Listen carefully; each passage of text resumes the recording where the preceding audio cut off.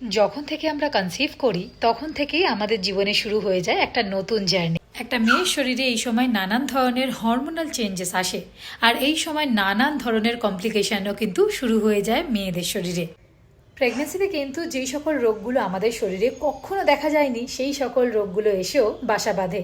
এই ধরুন যেরকম প্রেশার, সুগার, থাইরয়েড, এরকম আরও অনেক কিন্তু রোগ এই সময় দেখতে পাওয়া যায়। আর হ্যাঁ, কোলেস্টেরলও কিন্তু ধরা পড়তেই পারে। তবে সব থেকে কমন যেই রোগটা এই সময় দেখা যায় সেটা হচ্ছে সুগার। এই সময় ব্লাড সুগার কিন্তু অনেকটাই বেড়ে যায় যে কোনো মেয়েদের ক্ষেত্রে, অর্থাৎ ব্লাড সুগার লেভেলটা কিন্তু আমাদের শরীরে হঠাৎ করে বেড়ে যেতে দেখতে পাওয়া যায়। প্রেগনেন্সিতে আরও একটা কমন প্রবলেম হচ্ছে কনস্টিপেশন।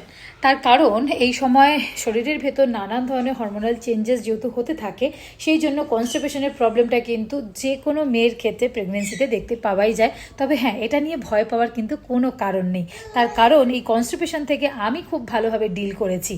প্রেগনেন্সি রিলেটেড এই ধরনের নানান প্রশ্নের উত্তর আমি দেব এবং তার পাশাপাশি নানান টিপসও কিন্তু তোমাদের সঙ্গে শেয়ার করব।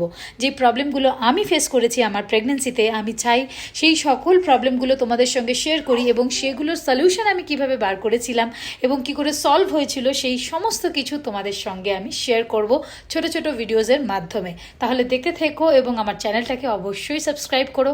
আশা করছি অনেক ইনফরমেশন তোমরা পাবে প্রেগনেন্সি রিলেটেড।